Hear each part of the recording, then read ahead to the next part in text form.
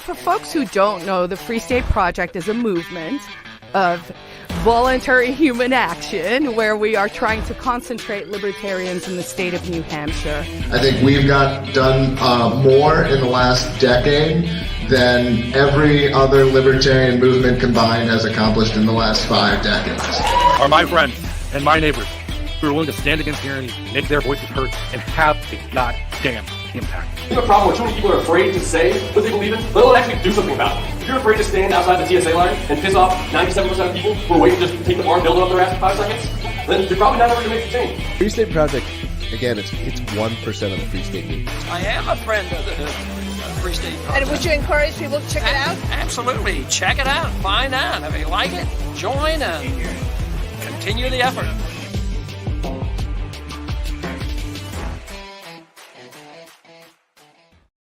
Ladies and gentlemen, boys and girls, libertarians, anarchists, movers, natives, and those on your way. Thanks for tuning in to another episode of Free State Live, where you can learn about all the ways you can live free or die in the free state of New Hampshire. First and foremost, time to welcome back your hosts. As always, I'm Justin O'Donnell, former Libertarian candidate for U.S. Senate and host of the O'Donnell for Liberty podcast. Joining me, perennial candidate, author, activist, and Libertarian extraordinaire Queen Quill, Carla Garrick. How are you, Carla? I'm doing great. How are you? I'm fantastic. And also back for, I think this is the 3rd week in a row, we've got Tech Mogul, CEO of Library, FSP board member, and now candidate for U.S. Senate, Jeremy Kaufman. How are you, Jeremy? You know, anything to make my intro longer, Justin. I know. We're just going to start tacking on titles every week. Yeah. And this week, joining us, Libertarian Party of New Hampshire Chair Nolan Pelletier. Nolan, how are you? Business first. I'm good. Thank you for having me on. Looking forward to it. That is classy with a K there, sir. I've said it time and time again. I'll say it again. Libertarians in New Hampshire, no matter what political party they are registered with or run with or campaign and do activism with, tend to be the best part of that party. Whether they're Liberty Republicans, the handful of Liberty Democrats we've had over the year, or more recently, the Libertarian Party of New Hampshire being the best wing and the most libertarian wing of the Libertarian Party. And that's why we invited Nolan here tonight to talk about how the Libertarian Party of New Hampshire has jumped back into the scene of New Hampshire liberty activism over the past couple of years and really started to play its part. So I wouldn't even say a couple of years. It's been less than a year. Right. I mean, we tried to revamp it when I was running for Senate. A lot of there was like 4 of us. I mean, yeah. it was hard work with 4 people. I mean, I'm not diminishing that too. I mean, I know there was some other stuff that happened that was, like 2020, there was the lawsuit against the state for was it petitioning to lower those numbers during COVID. So like that was pretty impressive as well. So maybe just for folks back home who don't know, let's talk just a little bit by way of background, what the Libertarian Party of New Hampshire is, maybe the last time you guys had ballot access, and then talk about that lawsuit, just to sort of ground people a little bit in stuff. So LP&H falls under LP proper, or? It's... Yeah. Loaded question. I mean, the way the Libertarian Party works is kind of different than some of the other parties because each state is its own affiliate, and then national recognizes each state like individually. So there is, in a sense, some kind of decentralization, but it's not how other political parties are run. And you guys had ballot access in 18, is that correct? Yep.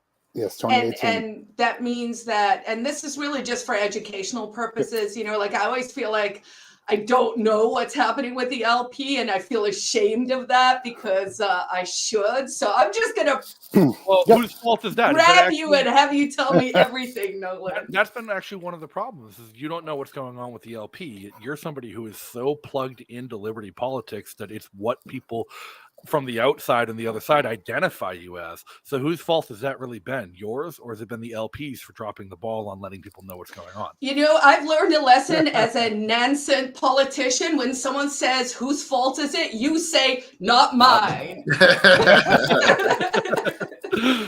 Excellent life skill, really. Yeah. Being a third party, it's not easy, at least in New Hampshire, to get on the ballot. We need to go out and petition unless we get 4% in an election. And 2018 was the last time that happened, and it was quite some time actually before that. I think it might have, I don't know the exact date, but I think it was the early 2000s. So that means that we have to go out and actually get feet on the ground and have people go out, collect signatures. I mean, it's very time consuming. I mean, we're primarily a volunteer organization. So like, everyone that's doing it is doing it, out of passion. It's not Sure. a paid gig for the most part. And but it's probably one of the biggest hurdles that we have to go through every election cycle. I mean, is that a state thing, or is that sort of how national elections work, or does it depend from state to state? Each state follows their state rules for the actual election cycle. Like it's different in each state. Bylaws are different in each state among each affiliate. There's a kind of beauty in that, but there's a kind of inconsistency that you don't really know, oh, we do this or we do that. And all that's really required is that when the bylaws are put together, that they put forward to national, and they accepted that. So that's how we run each one. But it's not state to state. There's, But so in New Hampshire, if you have to petition, you said you have to go door to door. Does that mean like you have to get, say, 10,000 signatures? What's that number?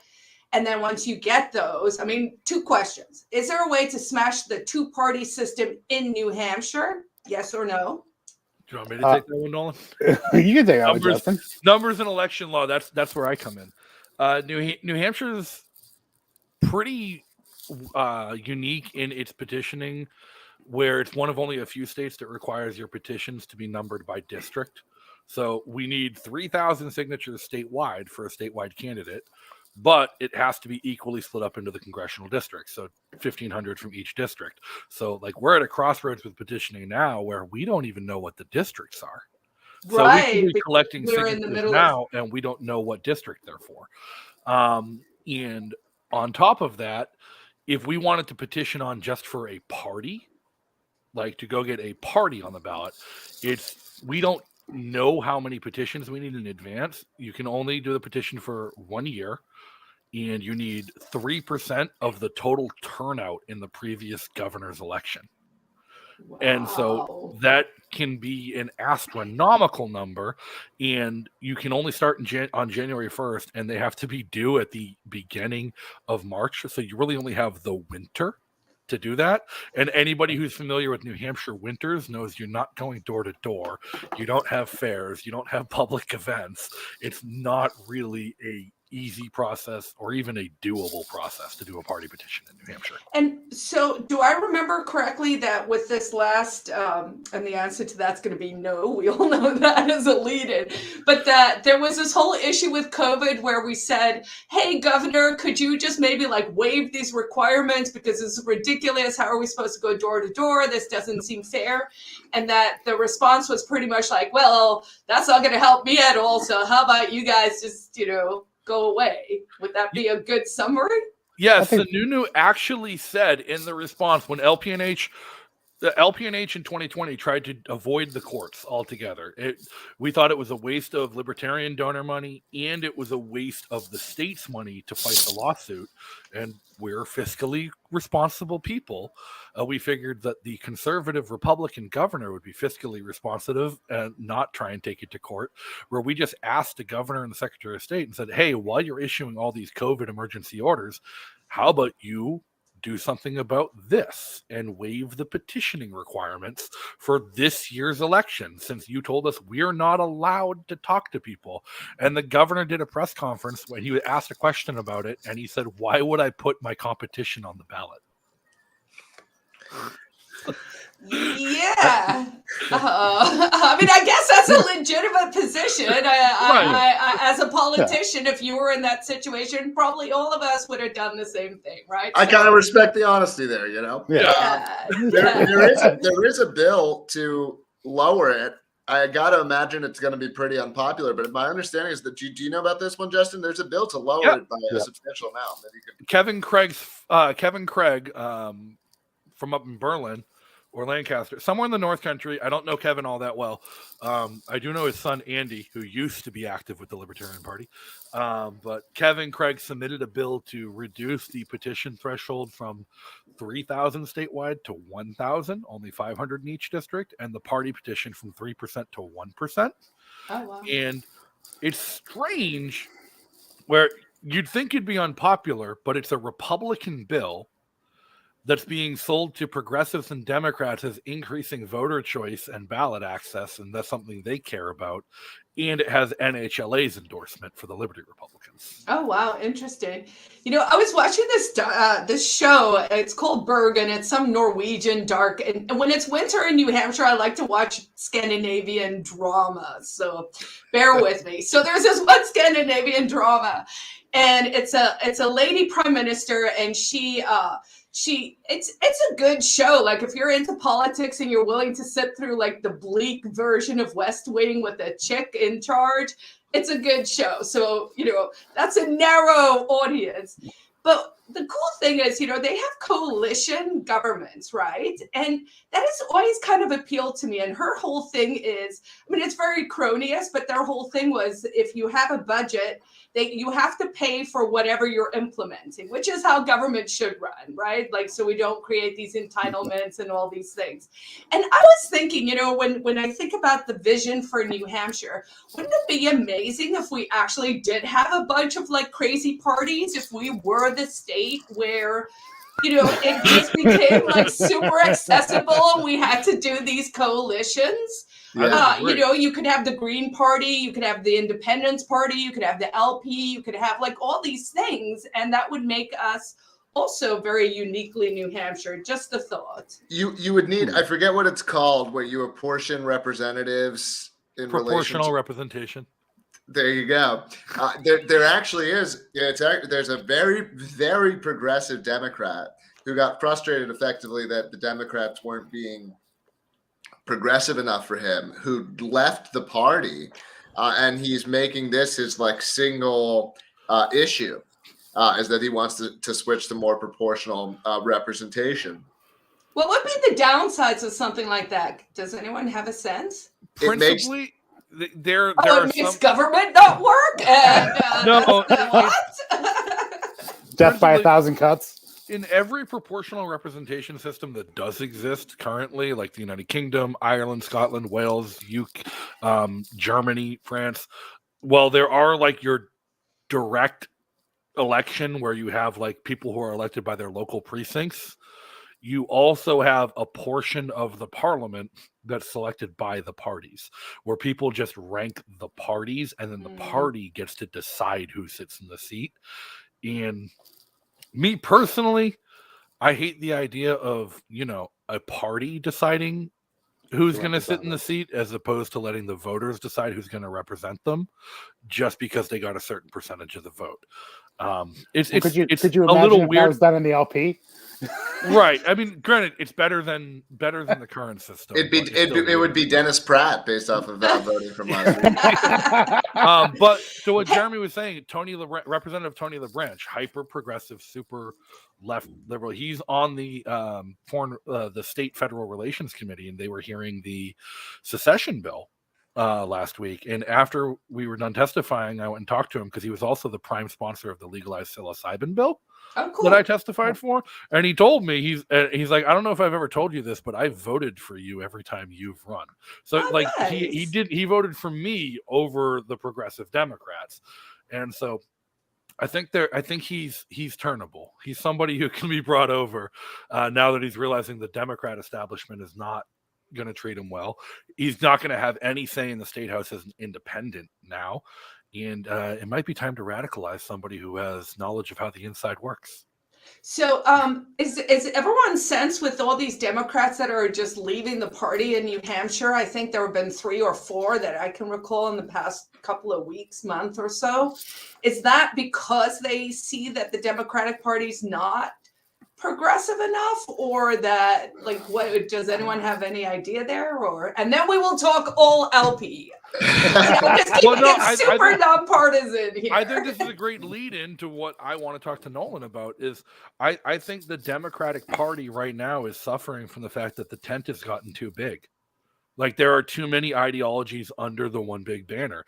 You have the hyper progressive leftists, you have the moderate, like, social democrats, you have the outright communists, you have the capitalist regulatory environment.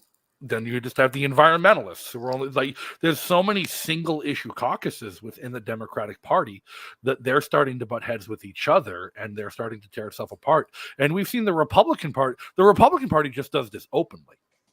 The Democratic Party does it behind the scene, whereas we've been seeing the fight between, like, the Republican Liberty and Freedom caucuses and the establishment Republicans for years. And I think right now we're just kind of starting to see it with the Democrats because they've finally reached that tipping point. But it's kind of almost just a larger scale of what happened to LPNH. Like, the tent got big enough that the meaning of libertarian got washed out of the wind. And that's where Nolan comes in. So Nolan, define what would you define a libertarian as? Is that like a trick question? Yes. Chair of the Libertarian Party of New Hampshire. Please tell us what a libertarian is. Go. You're on the spot. Go. Sorry. You know what? I was planning for a lot of questions. I wasn't really planning for that one, but I guess I probably should have been. I mean, we're trying to get people over to understand what these things are, right? So.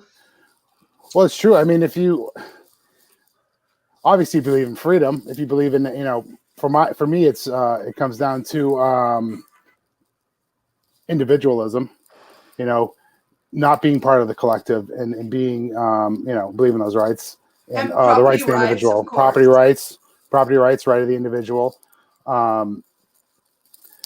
And really, for me, that's the biggest thing. I'm also, I believe in free markets, which I feel is really, one of the foundations of our planks. But it's like we have people in the Libertarian Party that are, that consider they're socialists. They come, and that's a whole other thing. I mean, I know we get into the voluntary. The tent got big. Could that happen if you're a libertarian and it happened voluntarily within a certain sections? I guess the answer could be yes, but I don't think that's a focus of the Libertarian Party. If that's so, I guess it's So here's the problem with socialism and communism. Even when you try and be big tent, is you can't. Even when you let it happen in private contract, it's not sustainable because ultimately someone doesn't want to do the work. It's like Bernie Sanders on a Vermont kibbutz, eventually they kick you out because no one's willing to do it. But so you guys just had a conference, didn't you? Maybe Nolan, just tell us a little bit about that. And then I don't know if there are any clips, or all 3 of you were there, I believe. And I will say this, as the card-carrying Republican in this conversation, to keep it nonpartisan, you guys went ahead with your conference, but we canceled our delegate conference, or they canceled me. Oh, was it for the blizzard, or were you just too radical for them? That's a good question. It was the blizzard. So yeah, we still held it. There was no blizzard provision in our contract, so we had we reached out to them. We would ask them if convention was still on, and they said it was still moving forward. So. That's Reddit stater to the bone. Notably, the venue did close for the day to the public, but kept the upstairs open for our private event. Which is pretty awesome. Yeah, it worked out pretty well. We had the whole place, which was great. I lost what's going with this. What was the conference and sort of what was the vibe? How many people? Like, what did it look like? Just sketch it. It was pretty full. We had enough for a quorum. Obviously, we had convention. We had about 60. I think it was the max. It was 64 delegates there. We had a couple other people there that were not, but it was a good time. We had, it was a great turnout. It was actually bigger than last year, which was no blizzard. There was absolutely no blizzard, and there was less people. Yeah, I'm sure the blizzard cost us a number of people, like, quite reasonably, in my opinion. Who didn't want to, suffer through that. So could have been even bigger. No, I'm not. I'm glad we did it. I'm just saying, like, 64 at the blizzard. I'm just kind of giving that. I mean, if you can't deal with a blizzard, you're not New England material. You're not New Hampshire. We're trying to. It's like we're trying to recruit. We got to get them here, and then they don't know about the blizzard, and then they're already sold. We can't come on too hard too fast. Well, I mean, it's not like it's not a common. We get snow. It was just a lot of snow one day. And I'm still blaming the Tonga volcano, so all the weather is weird. So you guys, was that just the LPNH's like annual thing, or? Yes. Yeah. Yep. All positions are like every year. Everyone's up for election. The whole board's up for election every single year. So we voted in new board members. I'm still chair. We voted for which we were talking about national earlier. We voted in delegates for national. So we actually have the most libertarians per capita, and we don't have in the LNC. So we get 13 slots. So we voted on those slots to go over there, and that's how the affiliates actually determine what national does.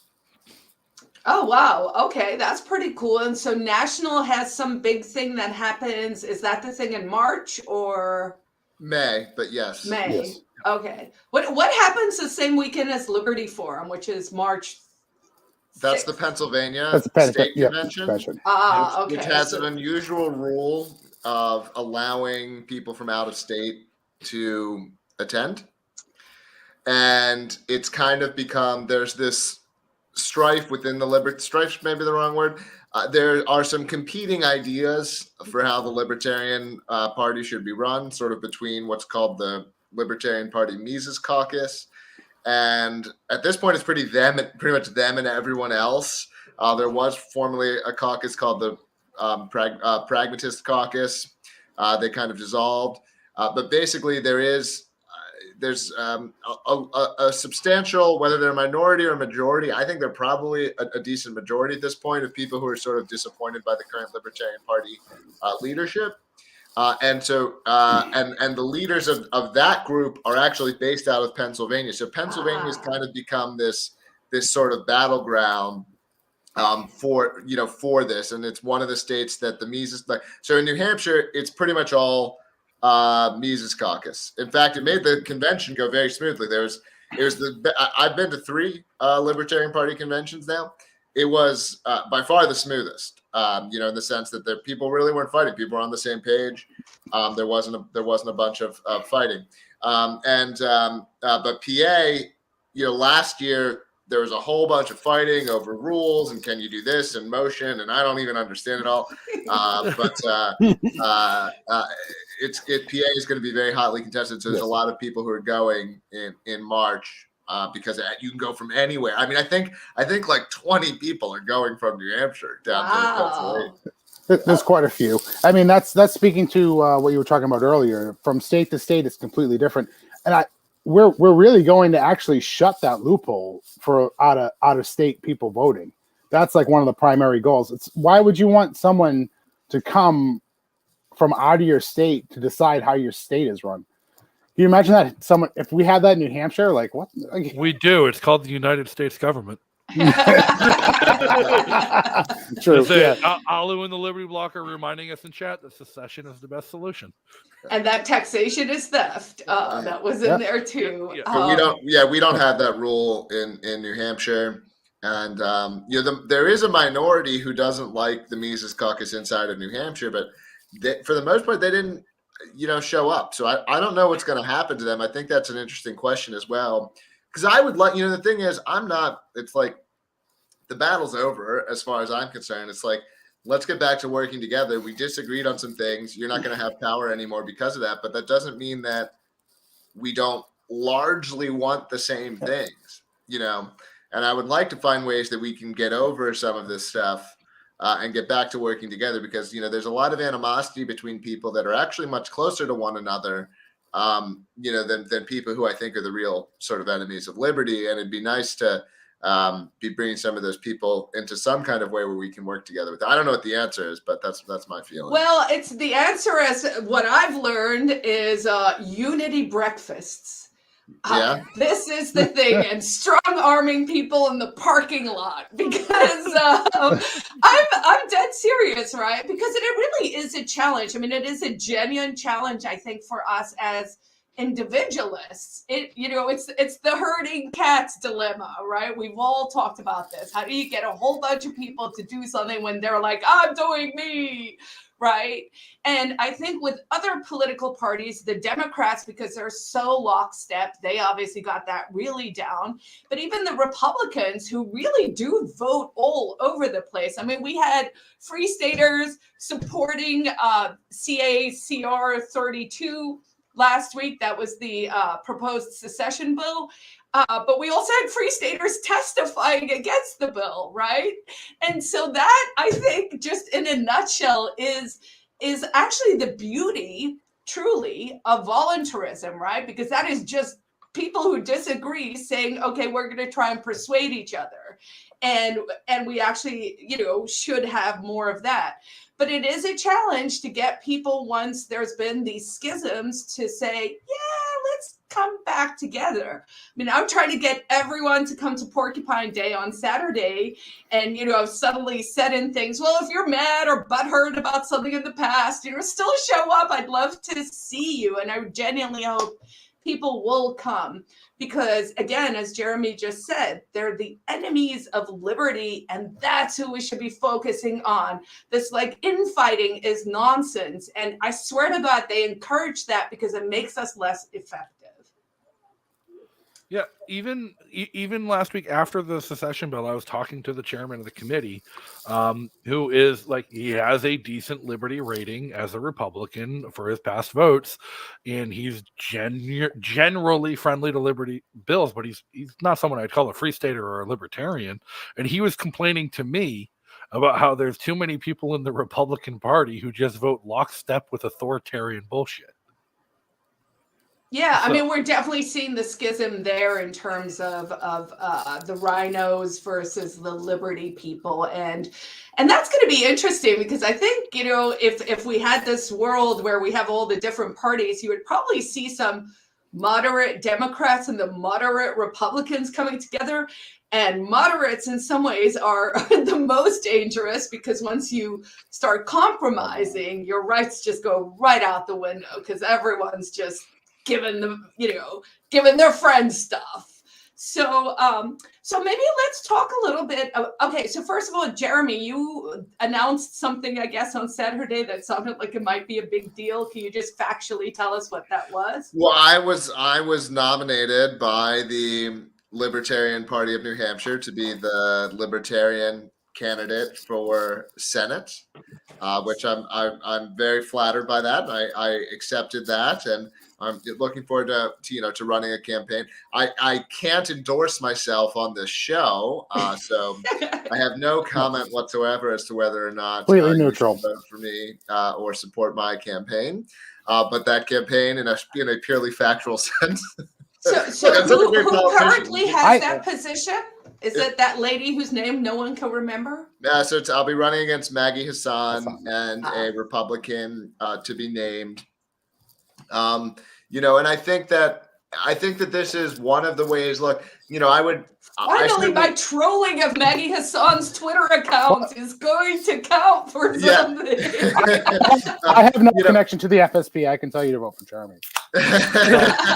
Well, no, so honestly, your point, nobody remembers Maggie Hassan. She's a nobody in the U.S. Senate. And when we were talking about this, Jeremy was joking, and we said we should run a campaign on corruption for the people, and just like run an education campaign and highlight how corrupt people in the Senate are.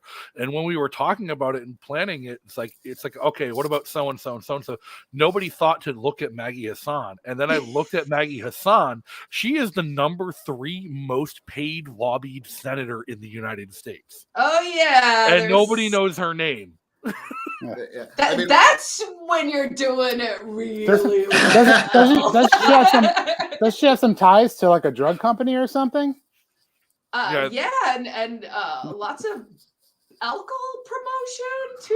I mean, let's just leave it at that. Yeah. All right. But, so one of the things that I'm excited about, and this has certainly been my experience moving here, and it's something I've probably seen hundreds of other Free Staters say. Certainly, a large number have talked to me about this, where it's like there's this sense of sort of like psychological relief where you don't, at least for me, like I shifted from a pretty progressive climate to one where my social groups became much more libertarian. And there's this sort of psychological relief of getting to be yourself a lot more, where you're not biting your tongue, or you're not being like, how do I represent this position in a way that's like, not going to get everyone here to sort of jump down my throat. And one of the things, certainly since coming here, I've become much more, uninhibited in terms of sort of what I believe, and just, hey, this is what I believe. I'm not going to apologize for it. I'll tell you why. I'm not going to hide it, because I don't feel like, my social life isn't going to get killed. I'm not going to, these kinds of things. And so that's something that, and I think that phenomenon is even, part of the tension that's happened between, because there was some, we don't need to rehash it all. But if you want to look it up, there's an article on Reason and all this stuff. There's this big fight between LPNH and National, to the point that the chair of the Libertarian Party had to resign because of what he attempted to do to stop New Hampshire. And that was effectively because there's this group within the Libertarian Party, and their strategy is, let's hide what libertarians believe. In my opinion, this is my interpretation. They probably wouldn't put it this way, but let's hide what we believe so that we can get people to vote for us. That's the strategy that they that they want to take. And I think like being and I'm not saying that you shouldn't necessarily have some sense of where someone is at when you're talking to them or whatever, but like, I don't want to hide what I believe. I don't have to hide what I believe here in New Hampshire. I think all of us feel that way. We're in a place where you've got a lot of elected representatives who are, about as libertarian as Gary Johnson or more. Definitely more libertarian than Bill Wells. Yes. And Republican in New Hampshire probably is. Yeah. Bill Wells would be a Democrat in New Hampshire. But the point is, it's like, we don't want to play that game here. I think that's the sense of a lot of us, is like, we don't want to have to play these kinds of games anymore. And that caused a lot of tension. And I can understand that, because if I was a libertarian in New York, if I was a libertarian in Pennsylvania, like, it would feel like you have to play that game. And so I think a lot of this is the tension is driving the tension is people who don't understand what it's like, here in New Hampshire. I agree. I mean, I joined the LP, like I wanted to make a difference. And when I got involved, there was this whole, there was a disconnect between the LP and the Free State. There was people in the LP, that were like, oh, stay away from the Free State. And I'm like, why? And they're like, well, because. Like, why? Well, just because it's not good. And I'm like, all right. During the COVID regime, like this, that Mises Cocktails brought me into, like, got me involved. I had been a member in the LP for a while, but like it drove me to get involved. I started meeting people. I mean, I wasn't a Free Stater, but like I moved to New Hampshire for the same reasons as the Free State. I was introduced to a whole community that that I had no idea, and I was told to stay away from. And like, it was the most amazing community that I met. I mean, the Free State Project has a such a wide array, but what everyone has in common, what I found, is that they've uprooted their life and they've moved to New Hampshire to live a freer life, to live a better life, and like, leaving family, leaving, everything behind on, this dream of freedom. And it's amazing. And like, these are the people that the LP should be associated with, because these are people that love, liberty, love freedom. And I never understood the disconnect. That was one of the biggest things that I wanted to help this year, is somewhat, I guess I don't want to say build a bridge, but have better relations with the Free State Project. Because, there's so many amazing people coming in here that are freedom activists. I mean, some of them don't believe in politics, which is, there's nothing I can do about that. But we come around. I think the difference is people are so jaded when they come here. I think it was Ron Paul's whole thing with Ron Paul cured my apathy, right? That was sort of a thing people were saying. And I think what happens is you move to New Hampshire and you find your peeps, you find your tribe, and then you actually find that you can win if your tribe works together. And this is a really important point, regardless of which party it is. It's the doing, it's the activists, it's the finding whatever you're passionate about, whether it is politics or something else, and then engaging in that, right? And so, yeah, we have this tribe that's coming that is literally like, we are gung-ho for our futures, right? We're coming to build this incredible thing. And that's very exciting, because it means you've chosen a purpose-filled, like you have a purpose, you're driven by something, and it's not just hate or butthurt or I'm mad at this person. It's actually a burning desire to, one, make the world a better place by literally letting people be themselves and do what they think is right. I mean, whenever I think about sort of socialism and this notion that we can just say, well, everyone should be the same. And I'm like, have you been on an airplane? Like, on an airplane, people don't even watch the same show on an airplane. There's not one screen watching the same thing. But we want to be like, everyone must lockstep this. So would you call yourself a Free Stater now, Nolan? Or is that yes? Yes. Yeah. I identify as a Free Stater. That's all it takes. That's all it takes. It's a case where that actually is sufficient. Yeah. I mean, during the whole COVID, there was lockdowns in New Hampshire. I know it was worse everywhere else, but we had a short little spell there, and but I was tapped into a whole community that it didn't even matter. If you wanted to be free, you wanted to be, around people, have normal conversation. Well, you want to have conversation, it was just, it was eye-opening. And, I know it's probably, I don't want to say it's not a big deal to you, but it was something new to me, and and once I was exposed to it, I couldn't see why people were, I couldn't see why the LP would tell me this. Some people, I'm not saying the LP, some people in the LP would tell me to stay away from it, because it's what the Free State is doing is amazing. I totally am on board with the idea of libertarian saturation. It is probably the only way that we're going to make this work. Like I said, the LP constantly, they try, they get some, we're not even getting the numbers to, get ballot access. So it's we need more of us. So come here, come to New Hampshire, join the LP, and I'll make a difference. I used to hear a lot of Free Staters, people who'd move from other states, and they're actually, there are some Free Staters who've moved from other states who are lifetime members of the LP, who were longtime members of the LP, who learned about the Free State Project because of the LP, who are now sitting in office as Republicans.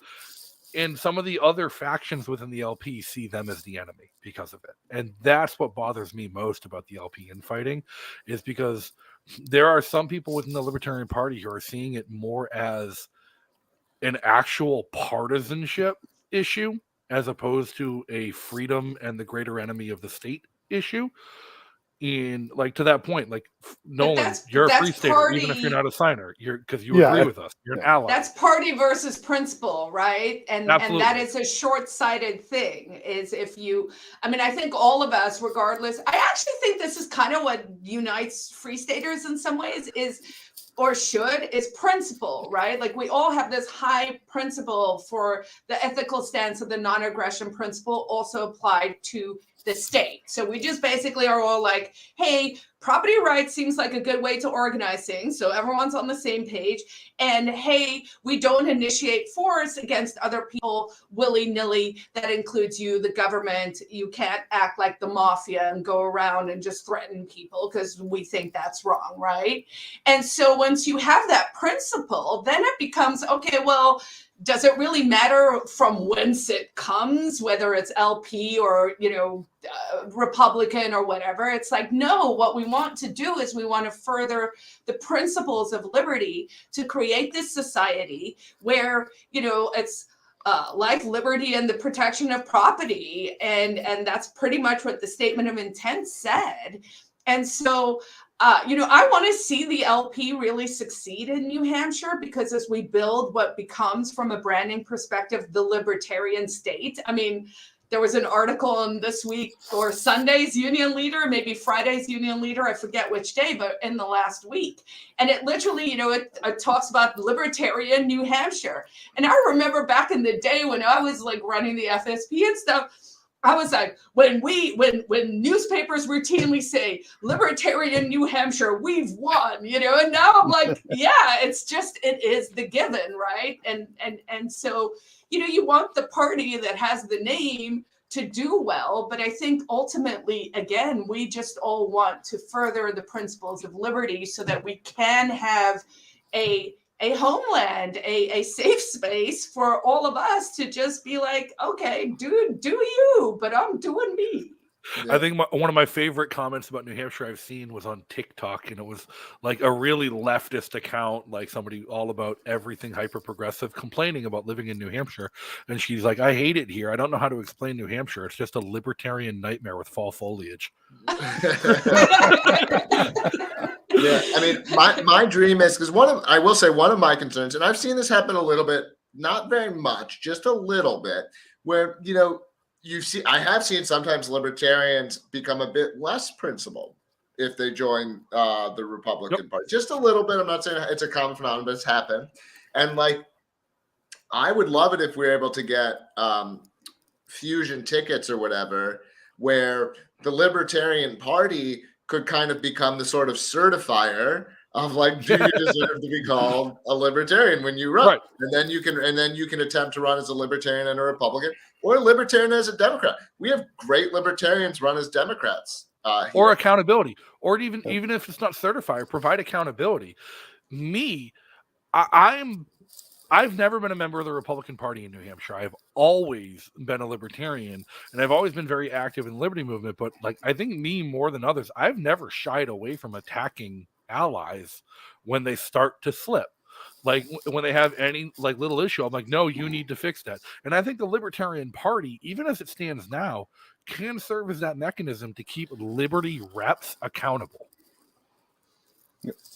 Yeah, absolutely. Yes. I mean, just for folks back home who may not know, so fusion candidates are in New Hampshire, you can quaintly, and someone will be able to explain this better, but I actually was a fusion candidate in 2018. It was super cool because the LP, unbeknownst to me, did a write-in campaign and so I ran LP Republican, and honestly, if I could do that every time, I would love that, because that feels like really authentically all of me, right? Although the Republican platform is fairly libertarian-esque here. So, so is there an opportunity, and maybe Nolan, you would know, to do more fusions? I mean, is there a way?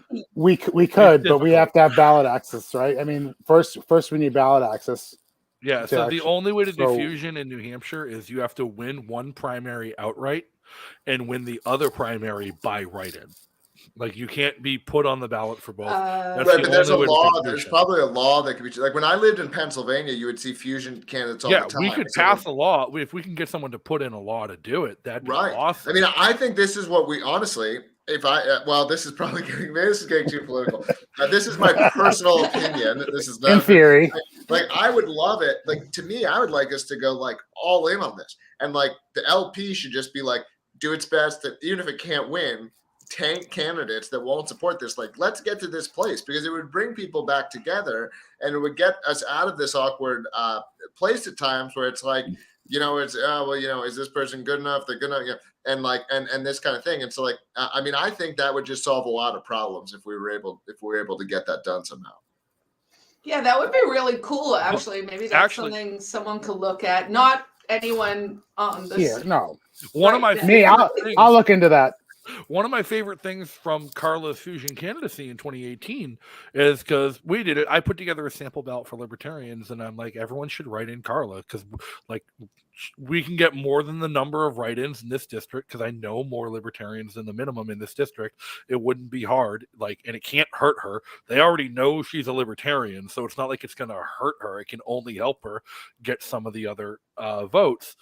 And when the vote totals came in that night, and they said that Carla didn't get enough votes to win it, I was like, wait a second, that's bullshit. I have more ballot selfies that people sent me with the write-in for Carla than they reported she had votes.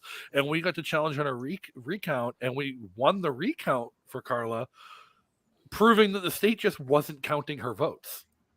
And, they say it was an oversight. We got to take them at face value. But every time I hear the thing about election fraud and dodgy elections, no one anymore says, well, it's not happening. Everyone just says, well, it's not happening on a scale that would matter. And I'm like, that seems like a problem. Well, there was definitely confusion in 2018 because when I went out, they're like, "Oh, what's your, when you're in the primaries, it's like, which ticket?" It's like, "Oh, Libertarian." They're like, "Oh, that's not a thing." No, I'm like, "No, it isn't." Someone's like, "It is this year." And I think that's changing because when I was door knocking in 20, I was out there the whole time. I still have some foot injury. I actually ran into 3 people that I can think of off the top of my head who all said to me, I voted for you LP in 2018. So they're out there, and I don't know if any of you have a better sense of this, but I recall being at a meeting where they had talked about there's about 250 to 300,000 Granite Staters who are eligible to vote who are not voting. I hope I'm remembering the numbers right, but I think I want to say it was 270,000. And it was a Republican meeting, and they sort of framed it as, oh, we found another 270,000 Republicans who, we're going to go get them. And I was kind of like the jerk in the back, and I was like, hey, and they're like, Carla. And I was like, are you sure they're Republicans, or are they perhaps the disenfranchised Libertarians of New Hampshire? One of my favorite door knocking experiences ever. There was a special election a few years ago, and we were running an LP candidate in the special election, and I drove out to the Seacoast to go door knock for them. And while I was door knocking, going on the list, I knocked on a door and just heard yelling from the other side, "Go away!" I'm like, just trying to talk, remind you of the elections. I'm like, I only vote Libertarian. Go away! And I'm like, cool, check that one out. I'm like, that's how I expect a Libertarian to answer the door. So yeah. Yeah, it's actually a challenge. I don't know if this is your experience, and Jeremy, I'm not sure if if you're running how much what your strategy looks like, but you meet some really interesting people in New Hampshire door knocking, and it is worth the experience to just kind of do it a few times. So I might recommend at least getting out there once. I'm not sure what one I just I certainly will. I've got I've got a decent amount of history doing cold approaches. That's not in a not a dating sense. I mean, I guess I've done that too, but like I've done We that just kind call of that a bar. no, but I've done this kind of cold sales where you're just approaching someone and attempting to talk to them. So I know how that can go. But for me, it was always a challenge because I'm one of those people. I hate it when someone rings my doorbell, and and it's New Hampshire, so we get a lot of people. People are coming, and sometimes it's cool because it'll be some pack, and you're like, oh, I had no idea this pack was out here. That's me, thank you. The kid's like, I gotta leave, but because I personally have such a bad reaction to people coming to my door, I found it really hard to sort of do that to other people. So I feel for the dude who was like, I'm libertarian, go away, So Nolan, what can people look forward to? Like, what are things you're excited about for the LP coming up that people should know about? Well, besides a certain someone running for Senate, which is very exciting, which you could, Jeremy for NewHampshire.com. We actually have I guess you could say a coalition. We have a cool little hockey game coming with the Republicans. So you can come down and meet more libertarians. You can meet, it's going to be goes through the Children's Scholarship Fund, which, everyone wins there. This is a nonpartisan event in that essence. We're not making any money off it. It's all going to charity. That's something. Nice. Come check us out and come meet us. When is that? That is February 26th. I believe. And is it down at West Ice or where? I mean, or can people go somewhere? LPNH.org. LPNH.org. LPNH.org. Right there. Check our event calendar, and you can see everything that's coming up. I don't know if it's on the FSP calendar, but if it isn't, you should put it on there because we try and really reflect all the Liberty events that are happening. I mean, that calendar is amazing because there's just so much happening for and the hockey games. It's a lot more than just like a political, social gathering where you get to meet libertarians, hang out with other libertarians. It's the Libertarian Party and the Republican Liberty Caucus people playing a game together. We're not always enemies. Sometimes we're just there to work alongside each other towards the same goal, but it's to raise money. It's a charity hockey game. None of the money is going to either party. None of the money is going to a PAC. All of the money is going to the Children's Scholarship Fund. I guess Mari got some hats or some beanies for the event. Yep. And she sent me the cutest photo because Archer was like, I don't know which one Carla's supposed to wear. And then he put them both on the different team colors. And he's like, this is how Carla has to go to the hockey match. I was like, okay, kiddo. Shout out to Mari too. I mean, she put together another great event, which has already passed. One of probably our biggest outreach events. She did a Chunky's movie, so we had a movie night. So we get to talk before. We talked some libertarian stuff. Watched the movie. We watched V for Vendetta. It's a good time. Met some new people. It was. Yeah, that was a great event. That was also one of those events where, I mean, honestly, we have Porcupine Day coming up. I'm just going to throw out a plug while I got it. For Saturday night. So Saturday here in the Free State, we have MVP starting at 11:30, I think, at the Quill through to 1. Then at 2 o'clock, there is a What's Up with the Quill meeting. Then we have something else. And then we have Porcupine Day from 6 to 9 over at the Bedford Murphys. So the tickets are still on sale for Porcupine Day. You can find the link on the FSP feeds on Twitter and on Facebook, and we'll probably drop it in this episode maybe. So get your tickets. There are still a few left. There's a really cool little memento, so don't miss out on it. But that's also one of those great opportunities where we just all get to mingle, to talk about the successes. I mean, Jeremy and the whole team has done just incredible stuff over the past year. So come celebrate, come do the fun stuff. And Yeah, and Nolan, I hope you guys will be there. But when I was looking over the ticket sale list, I was like, shit, who are all these people? I don't even know. 1,000 new Free Staters in the last year. It's fantastic because that also means, regardless again of which party, that means that, if you've moved here because you believe so strongly in these principles of liberty, then start stepping up, come meet the family, come meet the tribe, come meet meet the family sounds culty. I take that one back. Come meet, just come meet the people and get involved because, honestly, you have to help with some races, to learn some things, to know what to do. And then, we just kind of bring it in. I mean, I saw, I don't know if anyone saw this tweet, but it was Bernie put out a tweet that literally said, if you don't know, it was like, if you don't know anything and you have no skills, you should run for office. And I'm paraphrasing, but my response to him was, I was like, you sound like you're like, hey, if you're unqualified, why don't you come join like 535 other unqualified, corrupt morons, So we want to do the opposite of that. We want to get principled people who will reduce the size and scope of government and do it with their friends. There's also New Movers is tomorrow night, which is Tuesday. There's, of course, Taproom Tuesday. That'll be happening. And then there is New Movers Potluck tomorrow night where we get together and we luck with our pots. So all these events coming up. Great events. Carl, talking about the potluck. Everyone should just go to fsp.org/calendar for information on all the events because there are way too many to talk about.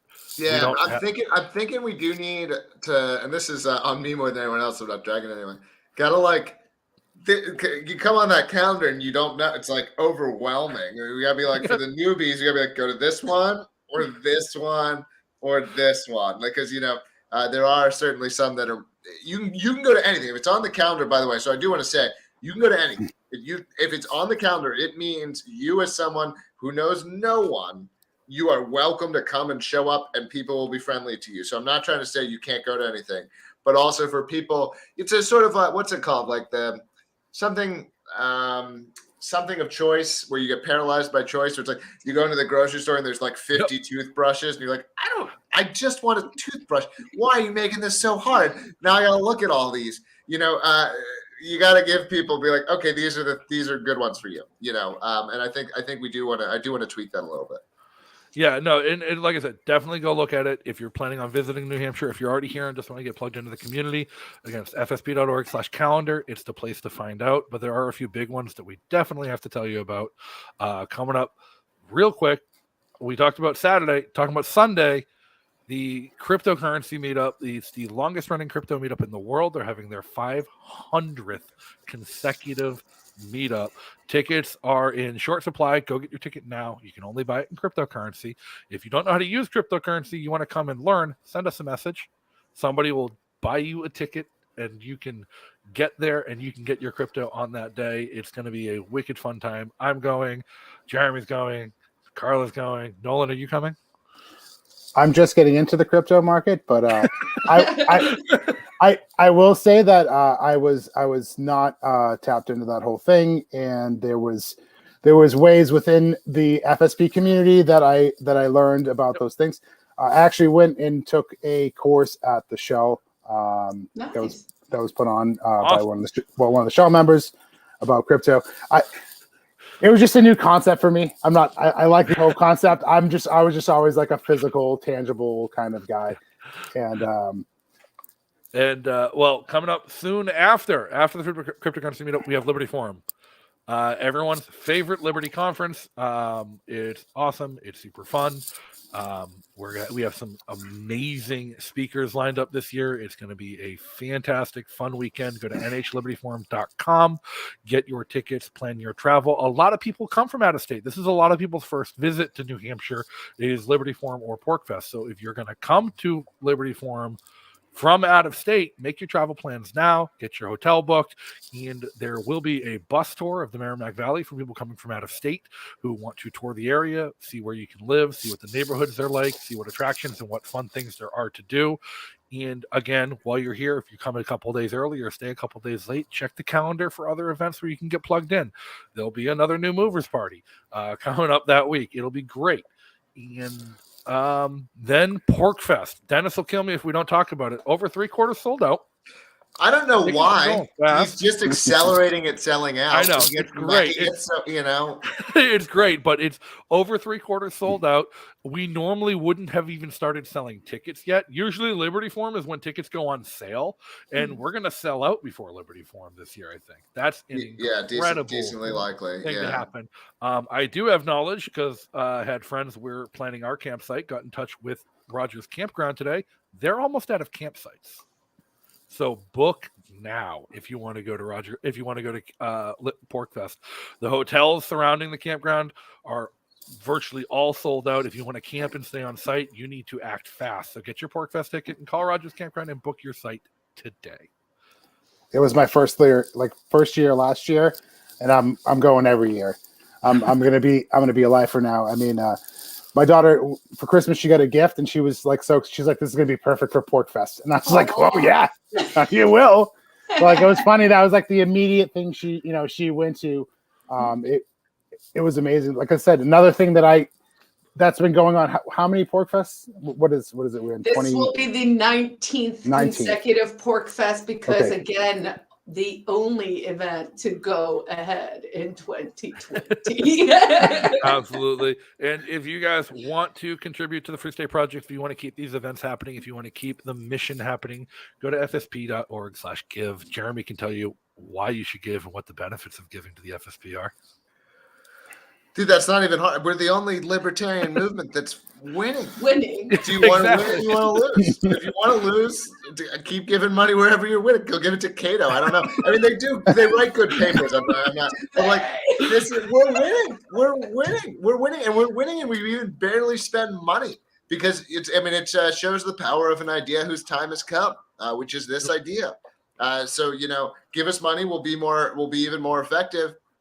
But honestly, I'm not trying to reject your money. I'd rather you be here. And I'd rather you be active here. That's the number one thing you can do. If you can't do that, I'll take your money. If you can do that and you have enough money, I'll take your money as well so that we can do even more. And if you do set up a monthly contribution, there is a cool Signal group you can join of people who give monthly contributions to the Free State Project where you can tell us all about what you want us doing. So anything else, Carla, Jeremy, Nolan, anything else to plug? No, it's it's busy season. Nolan, you go. I've got nothing more. If people subscribe to all the channels, also follow me, carlagarrick.com. I blog daily-ish, Twitter, Facebook, all that good stuff. Buy my book, The Ecstatic Pessimist. Nolan, last word. Join LPNH. You can do that at lpnh.org. Follow us on Twitter. Follow us on Facebook. Come down to our hockey game, meet us in person. Have some good conversations. I will also be at the potluck tomorrow. I'm looking forward to that. So come down and check that out as well. All right. Well, if that's all we got, until next time, everybody, be free. Peace out, guys. Good night. A nice place to fight in the summer.